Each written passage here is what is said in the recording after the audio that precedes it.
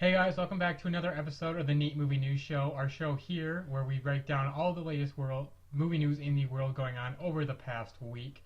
My name is Dean Thomas, and joining me once again is both Robert and Doug. We've got a lot of news stories this week. There's a lot of stuff coming out, and I don't know what Doug's doing. And the big one being all of this controversy, or whatever you want to call it, surrounding Star Wars Rogue One. This thing blew up the internet this week. Now, the first report came out that Disney executives were panicking over the movie because of a bad test screening for an audience. Turns out that there was never a test screening for any audience. The executives did watch the film, and their thing was that they felt the movie was too dark in tone, it was too serious, too much of a war film, and they wanted to add a little bit of lightheartedness and the usual Star Wars touch, more or less, is what they called it. So they're doing now what came up to be extensive reshoots, that they're going to be shooting 40% of this movie over again, that the writer of the movie, Christopher McQuarrie, was going to be with director Gareth Edwards heavily to make sure they were on the same page. They were going to be doing all of this stuff. Christopher McQuarrie then came out and said, guys, I don't know what they're talking about. I'm not involved with these reshoots. So it's like every little piece of news that came out about this movie was just blown up into huge proportions, when the truth really seems to come down to is they're reshooting it because, yes, Disney thought it was a little too dark, and they want this movie to be for everyone, including younger kids and maybe people who don't like dark films. So they wanted to lighten it up a bit. There's also rumors that, or not rumors, it was also stated that they are adding more Darth Vader into the movie, giving him a little bit more to do. And then lastly, that this movie will actually indeed, where this movie ends, Rogue One ends, will be 10 minutes before where episode 4 begins. So there's not a lot of time in between these movies. One's going to lead right into the next. So I guess, Doug, my question is here. You've heard all of this news, and does this scare you? What are you thinking when you hear all of the stories and news about the reshoots? Well, reshoots, as mentioned before the show, are a very just natural thing. They always happen. And the whole dark, at first I was like, well, it'd be nice if it was darker, but does every movie or every show need to go darker for the sake of being dark? It is Star Wars. They do dark well enough. If it's going to be just darker than, say, any of the previous films, I'm fine with that. They don't need to go, I guess, all Saving Private Ryan and try to do it in a PG-13 world. I'm not too worried about it all. If everything's just proven false, like it's like everyone's like, oh no, that didn't actually happen. I just think people are trying to make a big deal out of nothing. I'm not worried about it. Robert, when you hear all of this, you kind of just learning about all this, what are you thinking when you hear it? Well, my first thought was, uh-oh. Yeah, I think that's a lot of people, because clearly people were freaking out. If my math is correct, only 60% of the movie has been shot. Well, no, they finished shooting. They finished shooting. Oh, what? You just said 40% had to be reshot? Well, yes, reshot, but they have 100% at first. Rob, what? If they're reshooting The account 40%, how is it 100% ready? Reshoot No, it's has not been ready. shot. I understand what you're saying. Continue. I'm confused. Anyway, what's new? So I like that they're adding more Darth Vader. I think that's pretty cool. Yeah. I don't know how much of it he's been in it already. So Right. if it was like one scene, now if it's 5 scenes, I don't know. Right. I imagine it's probably like 20 minutes, and maybe they give him a little bit more. But to me, it does concern me just slightly, because there are so many things about these reshoots, and they are rather extensive, it seems like.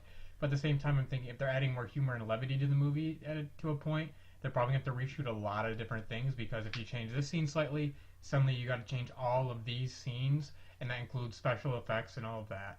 I do still think the movie's going to be darker. When they announced this movie, they said it's going to be a war film. This is Star Wars. So I think naturally this movie is going to be darker. I'm just thinking it was probably a little too dark and grim, and not quite the Star Wars tone or vibe that Disney was hoping for to sell this to everyone in the world, because that's who they want this film to reach. So I think that makes sense. But I also don't think you should be concerned that they're going to go too jokey with this, because they're adding more Darth Vader. He's not the humor character. He doesn't crack jokes. He's not going to be doing stupid things. So I wouldn't worry about it being like some, oh no, we're just going to get really forced humor and laughs like that.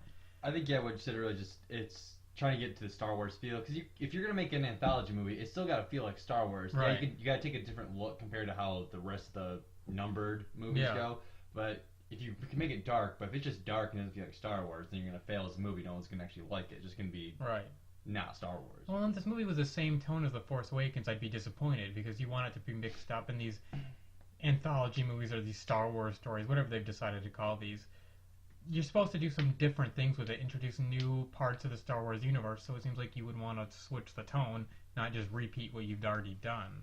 So, and then I did want to mention that because the fact that this movie ends only 10 minutes before Episode 4 begins, and that to me sounds really cool because that makes me sound like the movie is going to end on some really big thing, or probably Darth Vader's like getting ready to chase them down or is chasing them down, which also makes me curious if we'll see Leia in this movie because she shows up right at the beginning of Episode 4, so they'll just kind of put some younger actors to play her.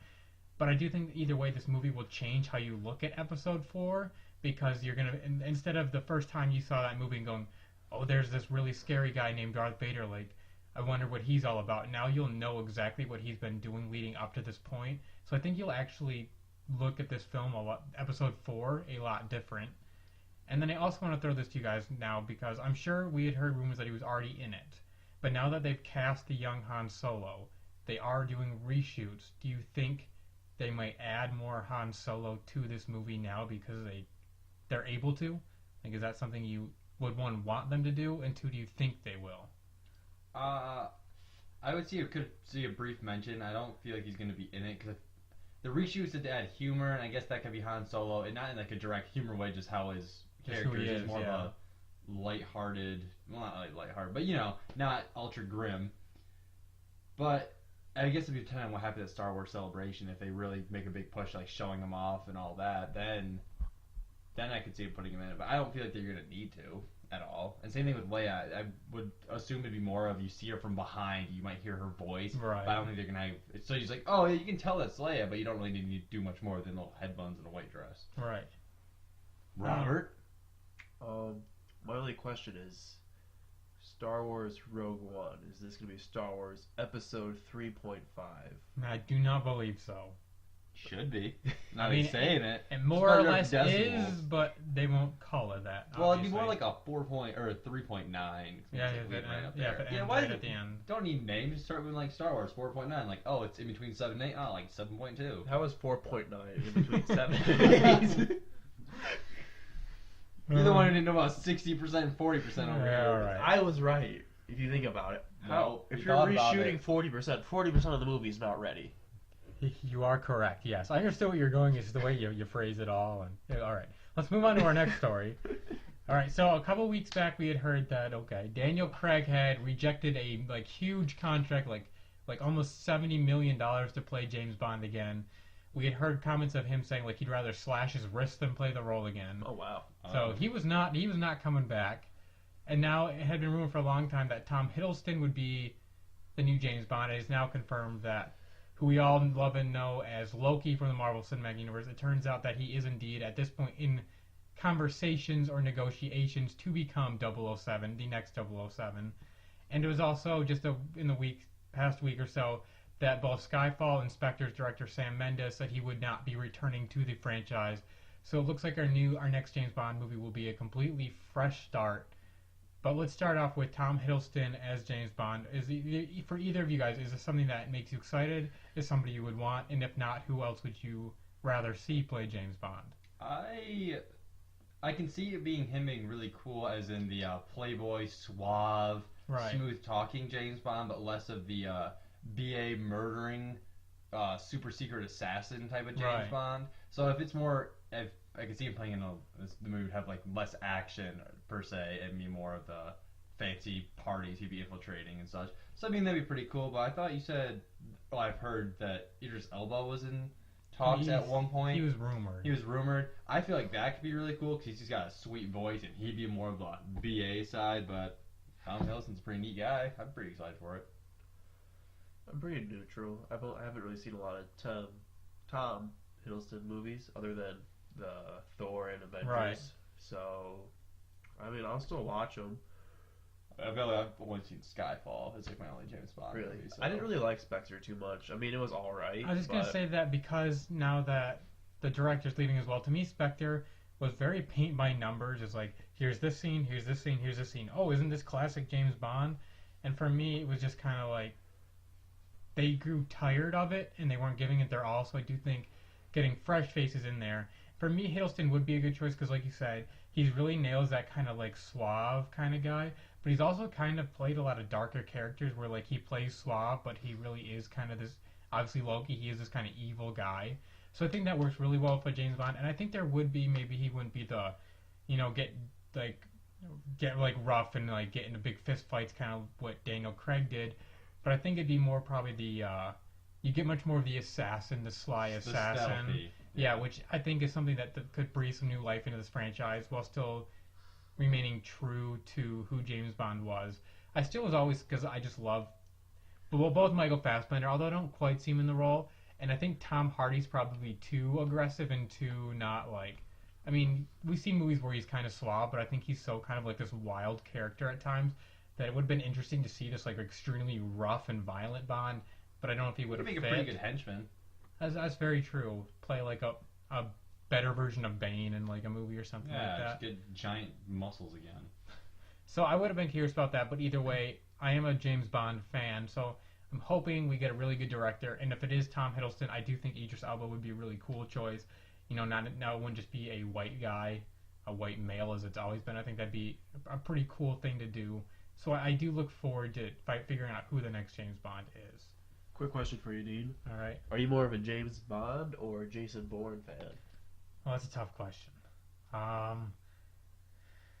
I'll give the correct answer. Yeah, I know what you're gonna say.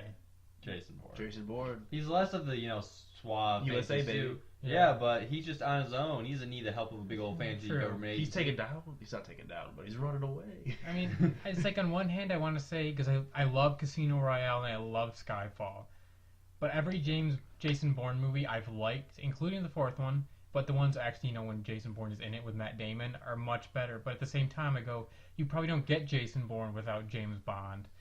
So that's a really tough question for me. What if James Bond and Jason Bourne did a crossover? There was talks about that at one point, like what if? And Who would win? I was just gonna say, who do you guys think wins in a fight? Jason Bourne. If they're doing a crossover, first of all, they should just do a good old Kingsman 007 James Bond crossover. The Kingsman had very James Bond sort of flair to it. But Yeah. who wins? Who wins? Jason Bourne.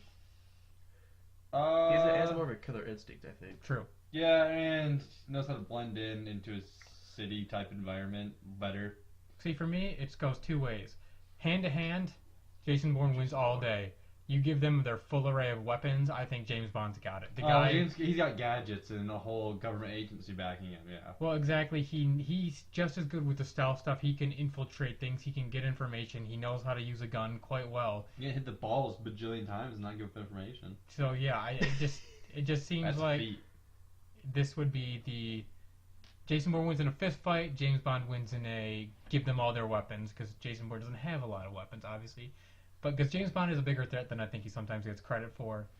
But with that being said, let's move on to our next story, which is another rumor that's been out there for a long time, and that would be that Brie Larson would be playing Captain Marvel, and we are finding out that she is now in at least talks, negotiations, something to play the Marvel character.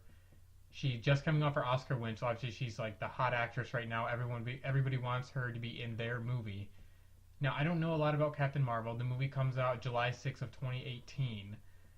I think she's a great choice. Every picture I've seen, which is the graphic you guys just saw, is she's a normal white woman with blonde hair. Brie Larson fits that perfectly as far as the look goes. She obviously won the Oscar. She's a great actress, so I think that's a great choice. I just don't know enough about the character to really know one way or the other, or to really care at this point, because the character has had no effect on me so far. Is this a movie one you guys are looking forward to? And I assume you think Brie Larson's a pretty good choice to play it. I'm really not sure who Brie Larson is. Same. So... She was in Room. Didn't see that movie. Yeah, I didn't think so. She's in Short Term 12. You guys didn't see. But she plays the Jonah Hill's crush he has in 21 Jump Street. Remember who she was? Oh, okay. I Yeah, know who that's she her. is now. Oh, the larger woman? Larger No. woman. What are you talking about? The one he wants. He's pretend because he wants to be in high school. Oh, 21 Jump 21 Street. I Jump was thinking Street. of the other lady. I was like, really? That's who they have in Captain Marvel. That's a No. interesting choice. No. But no, what they should have done, because of all the thing about whitewashing, they should have, instead of getting a white blonde-haired female, they could have gone for just doing black or Asian female and be like, well, hey, we're just gonna do reverse. I think they could have. And then you get all the white people out there complaining about racism, and it's like, well, sorry.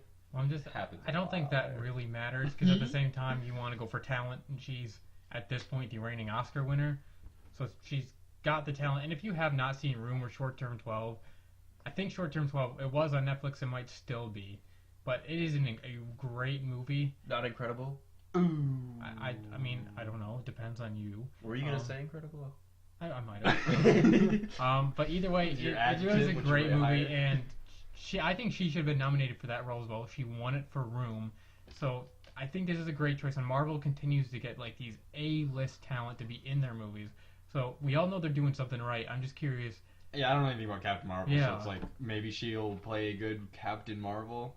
And if the movie comes out in 2018, they're going to have to start filming at the very least next year. So I'd imagine we'll find out shortly.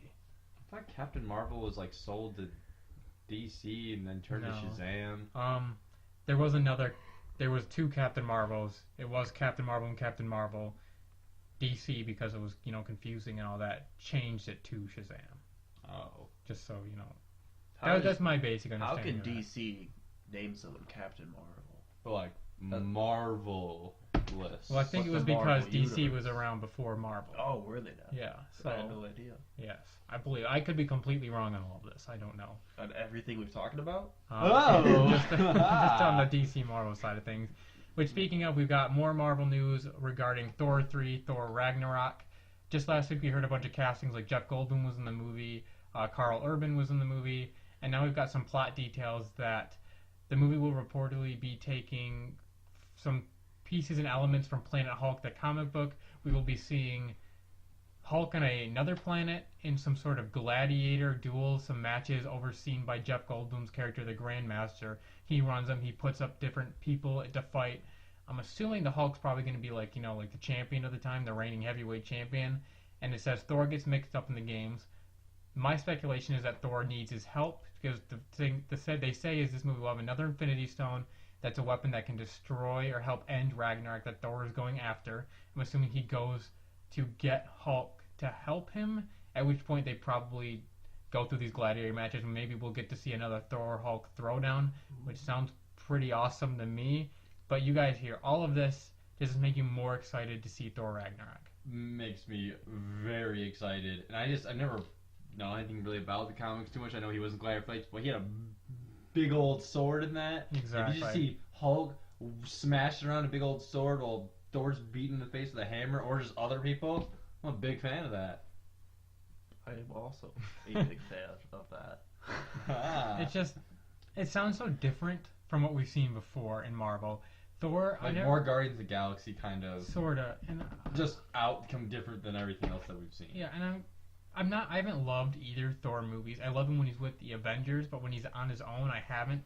So maybe now that we're throwing in more characters, including the Hulk from, like the Avengers, they had probably the funniest, to me, the absolute funniest part in Avengers is when Hulk just punches Thor after they take down that giant monster. So I think they're two characters working together in a movie kind of, and I think Mark Ruffalo described it as like a buddy, like cop movie through space or whatever, more or less. So that just makes it sound like this movie's going to be a lot of fun. Actually, just seeing Bruce Banner not in Hulk form, just like, what the heck's going on here? Because this is, he's fought aliens and stuff, but just him and just his regular self, all his craziness going around, that'd be pretty neat. So he said there could be like a cop duo in space, he said? Kind of partnership? Yeah. So who's the black cop in this one? You can go for nice guys, could technically be a buddy cop-ish. Well, they're not cops, so many. Well, they're detectives. Oh, private. And a guy who beats up people. That's true. Well, it's just going to be like a buddy movie where they're, I assume Hulk will be in a fair amount. Obviously, if he's in the Gladiator games, I'm sure he'll be Hulk the entire time. I'm just curious, is he choosing to be like that? I'm curious to see how Hulk's in this, because we know in the end of Avengers Age of Ultron, he's in that plane, and they say, like, the ship went down in the ocean. I'm sure that'll just be that Nick Fury lied or something. But I'm just curious that he took this plane into the deep reaches of space, into Asgard-ish area.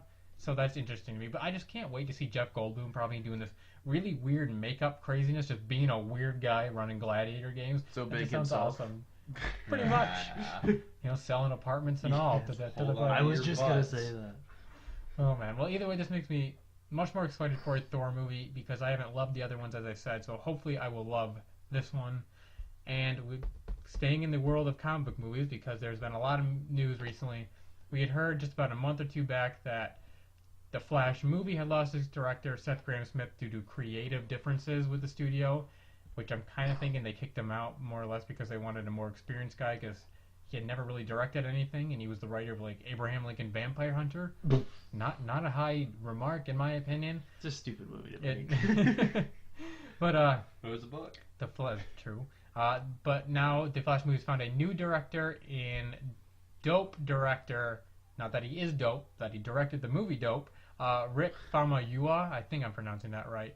He'll take over this project using the script that Seth Grahame-Smith wrote, which was also based on the first script written by Phil Lord and Chris Miller, who did the 21, 22 Jump Street, Clyde with a Chance of Meatballs. They're doing the Han Solo movie. So that's one of the reasons I'm excited because these guys have done nothing wrong in my opinion. The Lego movie, another example. So I'm excited for that. I do think Ezra Miller will make a great Flash. And did either of you guys see Dope? No. Alright, it is on Netflix, so I would suggest watching it. It's a really fun, original, unique movie. It's about a bunch of kids who are kind of like these 90s nerds in like today's time who are trying to figure out who they are by being themselves at the same time and then kind of getting caught up in different things because they want to fit in more. And I think that works really well because that's what the Flash to me is. He's kind of a younger guy. He's trying to figure out who he is as the Flash, but he still wants to fit in with the regular society, the regular world. To me, it's a good fit. Got similar personality seems to Spider-Man. Kinda. That's the other thing. I'm curious to be how this Flash will work, and they're gonna have to make him different from the TV universe to really make that a separate thing. So I'm curious to see how they change it compared to the TV universe. But for me, I'm glad because he's a much better choice than the guy that wrote Abraham Lincoln Vampire Hunter. You guys excited for the Flash movie? What do you think about the director's change? Is that something that at least gives you a little bit more confidence in the movie? With my vast knowledge of who this director is, I'm very much looking forward to this movie. Because I was hoping we would have seen more of we'll see more of the Flash in the Justice League, at least part 1, or Justice League, whatever, before we see his movie, so I assume we'll have a better idea then. But either way, to me, I'm just glad that the guy that, once again, wrote Abraham Lincoln Vampire Hunter is not making his directorial debut with a movie this size. I think the one reason they probably got rid of him too, because like, oh, we need all of our movies to be actually successful now with the first two not coming out too hot with critics. I really don't care about the other stuff. All I think is just to have having two different Flashes. DC just doesn't have just another reason why they don't have don't show the execution of Marvel's happening right now of having all their TV shows and everything all be interconnected. Where DC, it's like, well, their TV shows and stuff are separate from their movie universes. And see, I think that's better. To me, that's better because one, the Netflix universe is hardly connected to the Marvel universe. They show a newspaper clipping. That is their connection. Two, Agent of S.H.I.E.L.D. I stopped watching because I thought it was so bad. So apparently that got really good, though. I heard, but I also heard that it stopped paying attention to the movies as much. And the movies have never once referenced the TV show, so I don't know how connected they really are. And to me, the DC shows, because Arrow has gone downhill. I still love The Flash, and I think it works because they're able to do different things. They're able to introduce characters that doesn't matter if they're in the show because it doesn't affect who's in the movie necessarily. And DC's done a pretty smart job of doing the multiverse thing, so it's like technically they do exist in the same area, it's just a different universe more or less. So I think that was a smart move in my opinion. Point counterpoint, if it's like Star Wars with everything being all also interconnected, or me reading the books, you find some little Easter eggs. It's just nice, like, oh, everything, it's not confused, like, oh, well, this universe and this universe is just, hey, I watched this show, so I got this little reference that most people wanted, or you get it in the show. I just feel like it just makes more sense in there. You don't want to get confused, like, oh, well, is this part of it? Because you got, like, Supergirl and Flash, which technically exists because it's a multiverse, but will Flash actually ever reference the Justice League overall, even an Easter egg or not? No. I feel like it'd just be easier if it was all just the same, and then just like, hey. I also just disagree because to me, I know everybody wants the Flash TV show, Grant Gustin, him to be in the movies. To me, it wouldn't translate. His costume would look cheesy. Suddenly, his special effects would go from TV budget to amazing. So it'd just be like very jarring to me. And then it'd kind of be like you have to watch all this TV show to understand what's going on in the movies. So I do think it's a smart move to make it different. I don't think it's a have to. It's just if you do, you get a little extra. But you want, I know that like he wouldn't say like it better. If it was, it's too late to go back now. I'm just saying if they would have, when they're planning to make their big universe, if they would have thought it through deeper, say with Marvel, because they started doing all their stuff in 2000, whatever. I'm just saying it would have been better if, in my opinion, to have everything all connected, like with Star Wars and what Marvel's doing. Yeah, I'm personally not a fan of that, and I think it would have messed up a lot of things. But Well, made everything better. Oh, not quite. And I think it was DC also did have to do it because they didn't want to be compared to Marvel, so they did something a little bit different. All right, and our last major news story is that Disney has announced not a reboot, but a sequel to the beloved 1964 Mary Poppins. The movie will simply be titled Mary Poppins Returns, and replacing Julie Andrews as Mary Poppins will be Emily Blunt. And also joining her is Lin-Manuel Miranda, who is become this major name and star with his Broadway play Hamilton, which I only hear great things about. He also helped J.J. Abrams sing the JT song. the Maz Kanata's the song in there.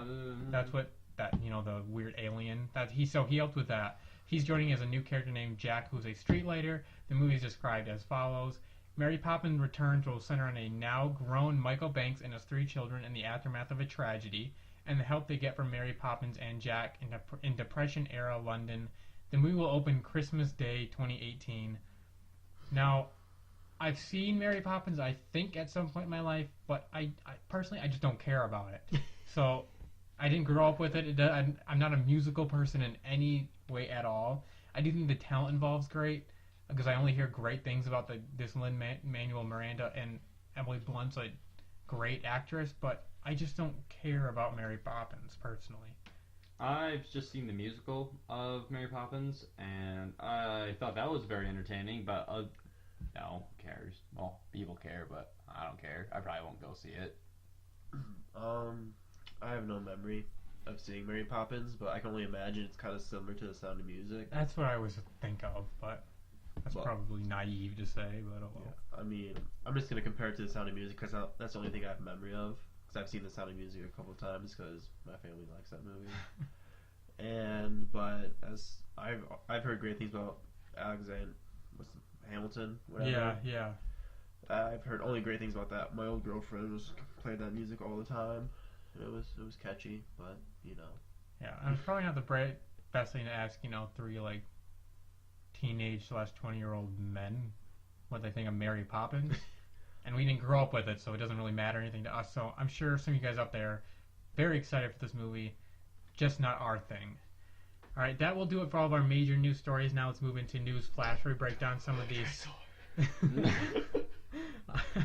now let's move into News Flash, where we break down some of the little bit of the smaller stories. We've got 3 for you. The first one being that Jeff Bridges has joined Kingsman 2: The Secret Circle. He tweeted out a picture of like a movie poster from the movie. So we now know that Jeff Bridges is in the movie. You guys, you guys both like Kingsman, I assume. Oh yeah, great fan. movie. Yeah. So Ending scene was incredible. and so do you like that Jeff Bridges is now in the movie? Yeah. I'm curious because I know that there's going to be the Kingsman, and I forget what they're calling the American side. Golden Circle or something circle. Well, that's the name of the movie. Is Jeff Bridges the American I'm side, assuming. So I think that because if he plays because he's plays so many like Western type. If he plays like this like British this like Western sort of American guy that just like doesn't get along with the British people, like I think that'd be just funny. Oh yeah. Or if he just plays the dude from Big Lebowski, just plays a stoner lazy guy, that'd just be the greatest thing ever. No, what if he replaces Batman's butler, Alfred? No, Michael Caine. Yeah. I don't see that. Well, not like replacing, but like replace that spot. I don't see him playing a British guy. He's got 2 of the Southern American like accent to him. I mean, he's probably a good enough actor to pull it off, but I would rather see him play like an over the top like American proud guy going up against the Kingsman or something. What if he turns out to be a super like suave? I could see it person. Because Kingsman is such like a tongue in cheek funny movie that I could see them just doing that for the sake of doing it. But either way, Kingsman 2 is a movie I'm really looking forward to. All right, and our next one is Transformers 5 revealed the villain. And who would have guessed it's Megatron? The Statesman. A little delayed. Okay. Statesman is what they're calling the Americans in Kingsman. But so Megatron will indeed be the villain in Transformers 5. He's basically been the villain in the first 3. Technically 4 if you saw that, whatever that was. I'm not even sure it was a movie. I didn't see it. Yeah, exactly. Do you guys care anything about this movie? Because I don't. I mean, Megatron's a cool guy, but nope. I thought he was dead. He's died so many times. Yeah. Because, yeah, he died in the first one. He died in the third one. He wasn't alive in the fourth one, but suddenly he was alive at the end of the movie, and now he's back. He's no longer a good villain because all he does is either get killed, and all he does is get killed and come back to life, and then die again. He doesn't actually make an impact at all. Can't win. So, why? Maybe he'll win this time, and that'll end the franchise. Let's hope this franchise ends, because This Megatron murders everybody and then kills himself because now he's sad. And then he comes back to life. He's like, what? Why have Shia LaBeouf not returned and just become a Transformer? Just somehow? do it. Just like somehow they transfer his human consciousness into a robot, and then hey, he becomes Optimus Prime. Oh God. Optimus Prime has been the Shia LaBeoufs of generations before. Just either way, Transformers 5 is a movie that I don't see going well for anyone. Once Michael Bay leaves, maybe there'll be potential. Yeah, but it doesn't sound like he's leaving anytime. Well, he said it the last 3 times. True, but then he always comes back. Like Megatron. Michael Bay is Megatron. Alright, and our last piece of news flash would be that comedian T.J. Miller has joined Steven Spielberg's Ready Player One. T.J. Miller being in HBO Silicon Valley, and I'm sure most of you know him probably as Weasel from Deadpool. In those orange commercials, like for the beer. Oh yeah, Shock Top or something. I don't know what they're called. Yeah. But I don't know. To me, T.J. Miller is one of my favorite comedians. He's such a weird, goofy guy. He's one of the few comedians that actually will go on YouTube, just look up clips of him doing anything because I find him funny. So, and I believe the role he's playing in this is a smaller role, but they just said he's like an online troll. I'm like, that has got to be the most perfect casting I've ever heard. He just fits that role so well. This is already a movie that I think is going to be incredible. I'm hoping it is. Do you guys think T.J. Miller? You looking forward to seeing him in this movie? Yeah. But what's this movie about? I have no idea.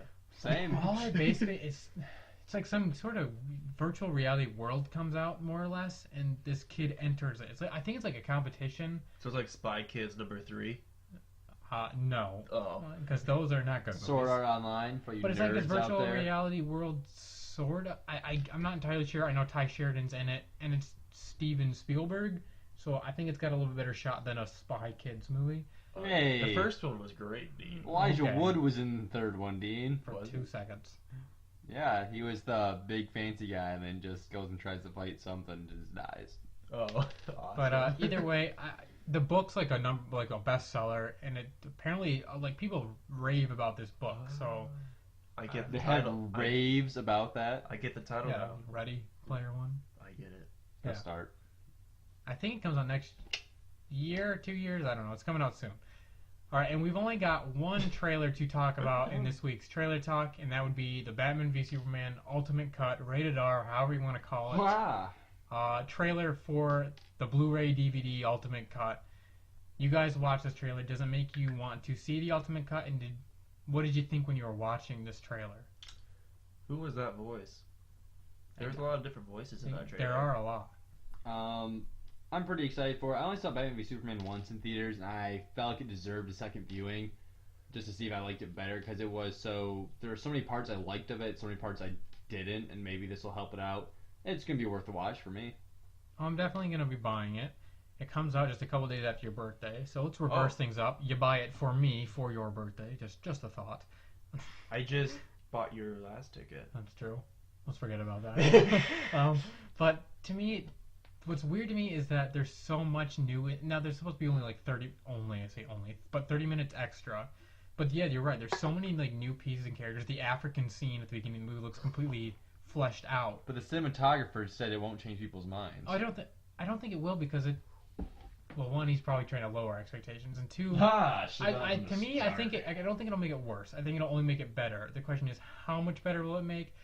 If it explains some, because so much of Batman v Superman is riding on what Superman did in this African incident. Did he kill these people? What did he do? Was it a setup? But we were in Africa for about 3 minutes. So it's just like you did all of that, and now it's somehow this huge part of the movie. So I think that we saw guys on horseback in the trailer. That wasn't in the movie. So there's so much that they did indeed cut out that I'm hoping helps solve a few story issues, and also I'm hoping solves a lot of editing problems, because this movie was like sloppily edited. What are you doing? Trying not to belch. And then, and I don't If know, you want to point it out to the world. they can see you, and I don't know who says On camera? who says belch anymore. Sophisticated men. No, who wears that? Turning cruel. No. Anyway, so to me, the editing was so like weird and choppy in Batman v Superman that I'm hoping this will smooth it out, because those scenes that were cut out are now back in it. And what I actually found one scene I'm really looking forward to is so many things before the movie came out were explaining how Batman was even more angry since the event of Superman. And we get this shot in the trailer of the guy saying, he's angry, he's hunting, and it's really giving us the idea that Batman has lost it, and that maybe that's why he was killing. So I'm hoping that explains some more, because I'm not happy with the fact that he was killing. So if they at least explain that a little bit more, it will help. It looks like Clark Kent's doing a lot more investigating. He's talking to that woman that's like, whatever's not going to stop him, fists are going to stop him. I got a question, though. Going back to the Bruce Wayne, with the quote that he says, Superman's like, "You were never a god. You weren't even a man." Was that in the original cut? Yeah. That line? Yeah. Oh, I just forgot. I thought it was in the line. Yeah, it is. And what's actually one of the most interesting things to me is that it seems DC is actually taking some hints to make their movies more hopeful, hopefully, because this trailer is not as dark and grim as the marketing for the movie was. The music starts off kind of slow, and it really builds into this kind of like hopeful thing. What does the S stand for, Dean? Exactly. And then It's not an S, Dean. I You should have realized- corrected me. Well, I wasn't going to go there. And then every little piece of dialogue throughout it is also more hopeful. The whole quote ends with, with the whole Wonder Woman line is men's created a world that's no longer like whatever she says. It goes, well, we'll have to.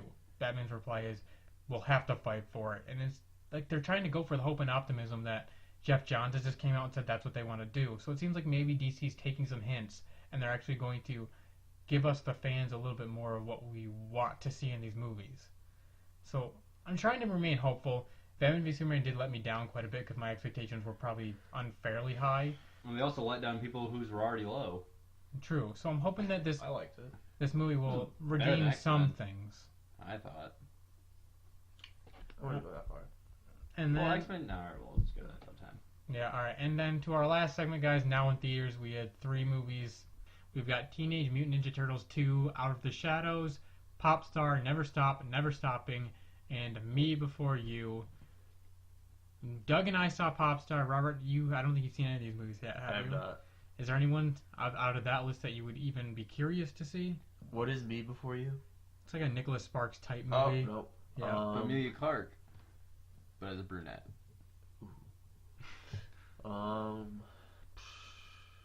None of them create great interest. Right. Did you see the first Teenage? I did not. Don't, because I'm not a fan. Not a fan. The second one looks actually pretty entertaining. I feel like I'd have a better time than what the trash of a movie that Popstar was. Doug Wow. hates that movie. I enjoyed Pop. You can check out my review for my full thoughts, but it's not a great movie per se. It's a lot of sketches and music videos because it's a documentary style making fun of the music industry.